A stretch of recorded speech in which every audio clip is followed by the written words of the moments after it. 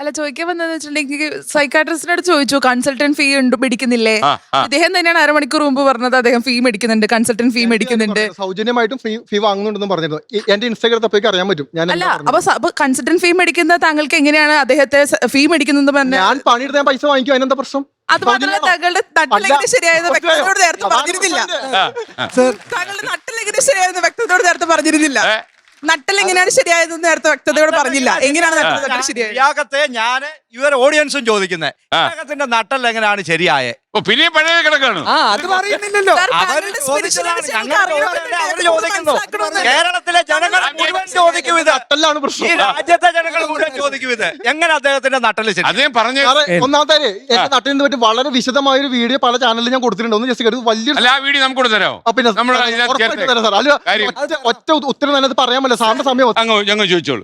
ഞാൻ ഇനി അങ്ങയിലേക്കാ ഞാൻ വരുന്നു കേട്ടോ. ശാസ്ത്രീയമായി നമ്മൾ സംസാരിക്കുന്ന ഒരു കാര്യത്തിനും തെളിവ് വരാൻ ബുദ്ധിമുട്ടാണ്.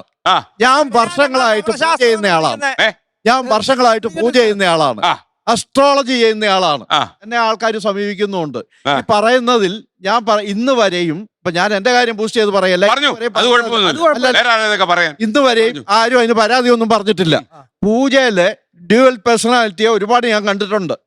ഭാരതീയ തത്വസിദ്ധാന്തങ്ങളിൽ ഏറിയ പങ്കും പുനർജന്മത്തിൽ വിശ്വസിക്കുന്നതാണ്. അല്ലെ പുനർജന്മത്തിനെ അരക്കിട്ട് ഉറപ്പിക്കുന്നത് തന്നെ. ഇതുപോലെ പ്ലീസ് അതല്ലെന്ന് പറയാനും നിങ്ങൾ അതല്ലെന്ന് പറയാൻ എന്ത് അടിസ്ഥാനത്തിലാണ് നിങ്ങൾ പറയുന്നത്? താങ്കൾ അതല്ലെന്ന് പറയുന്ന അടിസ്ഥാനത്തില ഒരു അടിസ്ഥാനം പറയാം. ഭഗവത്ഗീത ലോകം അംഗീകരിക്കുന്നു. ആ പുസ്തകത്തിനകത്ത് പുനർജന്മം പറയുന്നുണ്ട്. അതുപോലെ ഇതുപോലെ സ്പിരിറ്റിന്റെ വരവുകള് ലോകമെമ്പാടും പലയിടത്തും ഇത് തെളിവ് ഉണ്ടാക്കിയിട്ടുണ്ട്. നമ്മുടെ ഭാരതത്തിൽ മാത്രം ആധുനിക ഇലക്ട്രോണിക് ഡിവൈസുകൾ ഒരുപാട് രംഗത്ത് വന്നിട്ടുണ്ട്. ഇതുപോലെയുള്ള എനർജിയെ പറ്റി സംസാരിക്കും. നമ്മളെ ഇന്ത്യയുടെ തത്വചിന്ത, ഇന്ത്യയുടെ ദർശനങ്ങള് 8 ദർശനങ്ങളാ. സാങ്ക്യം, ന്യായം, മീമാംസ, ബൗദ്ധം, ജൈനം, ലോകായുധം. ഈ 7 ഈ പുനർജന്മവുമില്ല, ദൈവസങ്കല്പമില്ല, സ്വർഗമില്ല, നരകമില്ല. ആകെയുള്ളത് അദ്വൈതത്തിലും വിശുദ്ധാദ്വൈതത്തിലുമാണ്. ബാക്കിയുള്ള ഭൂരിഭാഗം തത്വ സംഹിതകളിലും ഇന്ത്യൻ തത്വ സംഹിതകളിൽ ദൈവമില്ല.